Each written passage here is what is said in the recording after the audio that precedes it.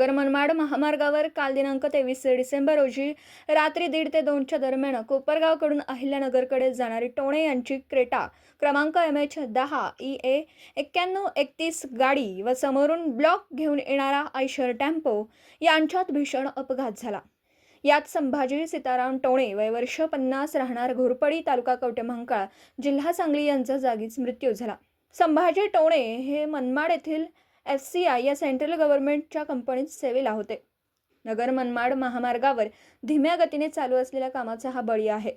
या रोडच्या अतिशय हळू चालू असलेल्या कामाचा दुष्परिणाम हा अपघातामधून दिसून येतोय। काम चालू असल्यामुळे एकेरी वाहतूक चालू आहे, त्यामुळे रात्री बहुतेक अपघात होतात। हा अपघात इतका गंभीर होता की क्रेटा गाडीतील संभाजी सीताराम टोणे यांचा जागीच मृत्यू झाला। अजित करचे व चालक 2 जण जखमी आहेत।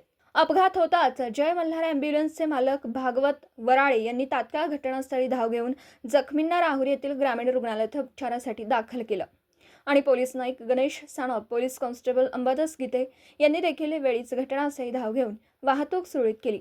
दीपक साळवेसह योगेश पवार, न्यूज 14 राहुरी।